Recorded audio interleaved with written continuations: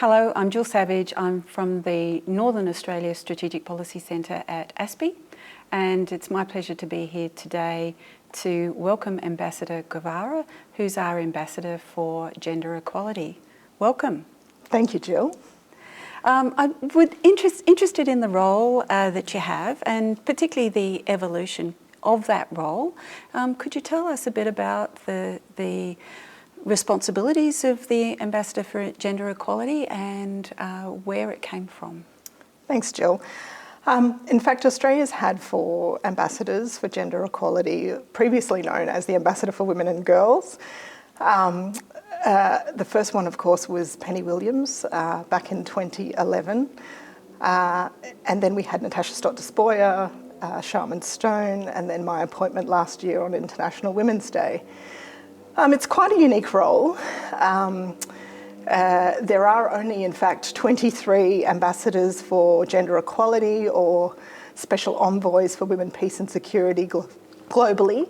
So it's a small number, but it is actually growing. Coincidentally as well, when you look at sort of trends and what's happening in that sort of foreign policy and gender equality space, there are a number of countries too now who have feminist foreign policies. So Sweden, Mexico, France, and most recently Spain. So the role really is to advocate for gender equality and women's empowerment, to give voice to the importance of having women in key decision-making and participation in political, social and economic affairs globally. If you look at the sort of day-to-day experiences of an ambassador for gender equality, so as I said, I've been in the role for 16 months.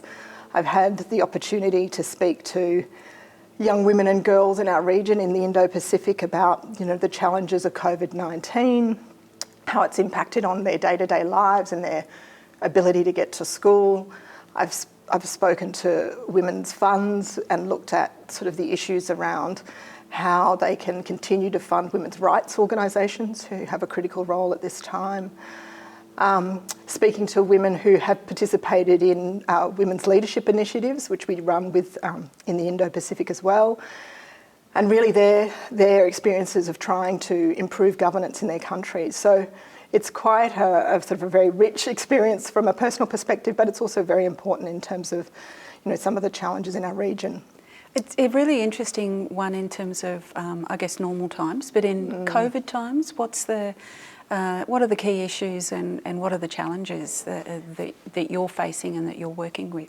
Yeah, as I said, I sort of started in the role really at the start of COVID-19, and I think it has had quite a significant impact on the work that we do. I mean, the Department of Foreign Affairs and Trade has really tried to mainstream gender equality across our foreign, our development and our trade policy work. And when you look at some of the statistics around the gendered impacts of COVID-19, the World Economic Forum puts out a gender parity index every year.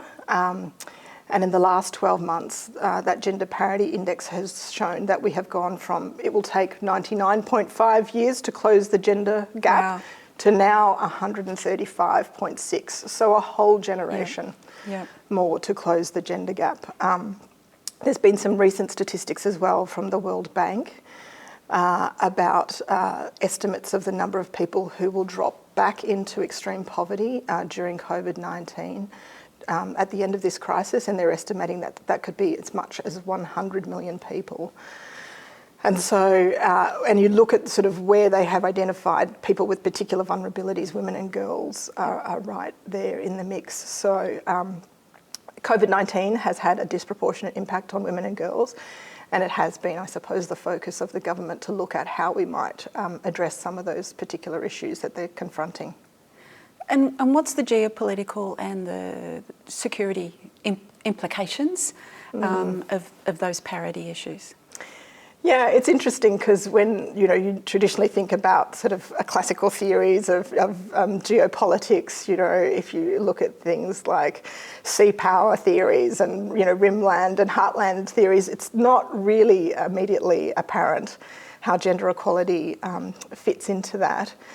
But if you think about what the Foreign Policy White Paper says about the world that we live in, which is increasingly interconnected but also a contested environment, you really do need to think about some of those mega trends. So the growth in technologies, what's happening with migration, counter-terrorism issues, and all of those have a gendered impact. So the government has done a lot, obviously, as I said, to mainstream what we do on gender equality across our foreign trade and development policies. And that's really been quite important during COVID-19. We've seen the Minister participate in Pacific Women Leaders meetings where she's tried to sort of understand what is happening to women in the Pacific. We continue to be quite active in the Human Rights Council on gender equality issues, because we have seen during COVID-19 again, lockdown measures in other countries around the world have had significant impacts on people's ability to sort of, exercise their rights to freedom of expression, etc. Yeah. You mentioned that you'd been in the role for 16 months. What do you, I presume that this is a role that will end at some point in time, and you have that time frame in mind. What are you hoping to achieve in the role? Obviously, to continue the very good work that has been done by my predecessors in terms of being an advocate for gender equality in the region. As I said, COVID-19 has really drawn quite a significant spotlight on these issues. We've done a lot actually in the last 16 months in terms of introducing new programs. The Minister launched a new Pacific Women Lead program, development program in the Pacific, which is $170 million over the next 5 years. We've just recently announced a new Indo-Pacific surge COVID response on sexual and reproductive health. It's a mouthful to say, but it's a really important program which ensures the continuing services, provision of services on sexual reproductive health in the region as well.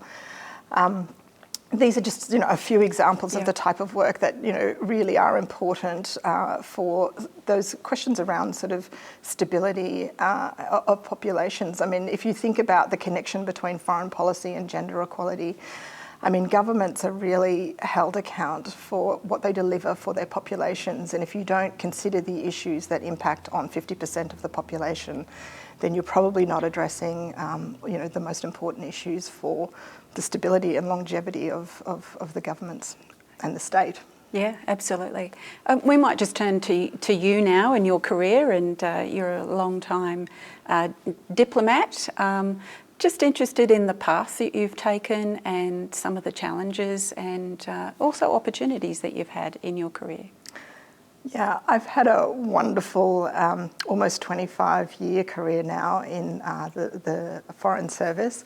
I've had postings to India, to Geneva, where I worked at the World Trade Organization, and most recently as Australia's ambassador to Spain. Before this role, I think in terms of challenges and significant memories and sort of very positive experiences, some of them have actually been a bit of a mix. I've had the opportunity to spend time with Australian families who have been impacted very directly by terrorism attacks, and to be there to support them really highlighted to me the ongoing importance of our counter-terrorism activity and also our consular services that we provide when we're overseas. I've had the ability and opportunity to work on some trade negotiations that have kept me up very late at night, but to see those come to fruition and see how the connections between economies in our region are, creating opportunities for prosperity for all those countries has been quite exciting. And as I said, I think, in this current role, working with women who, are working in extremely difficult conditions, but also, trying to advocate every day for gender equality in their communities, it's been quite a humbling experience actually to see some of that work. Yeah, that's great. And what advice would you give to people, particularly women, who are interested in pursuing a career that has the kind of impact that you've had, to be interested in gender equality in our region and how they might be able to get involved and make a contribution? Yeah, I mean, I think what's been very interesting about the journey in the Department of Foreign Affairs on gender equality has been that really as an organisation we have recognised the importance of having more women in leadership positions. There is, of course, a Women in Leadership strategy which DFAT has had since 2015. And when I first started in the department, you know, we had gender parity almost at that stage at our graduate recruitment level, but we weren't seeing women rise to leadership levels in the department or being ambassadors or high commissioners for Australia. I think, you know, if you've had the diverse range of experiences, which we did see that young women did have in the department, just backing yourself, I suppose, to take that chance of actually putting yourself forward to be an ambassador or high commissioner, knowing that, yes, it is possible to do it. Yeah, that's great. And one last question. What book, podcast or person has been influential in your life, in your career?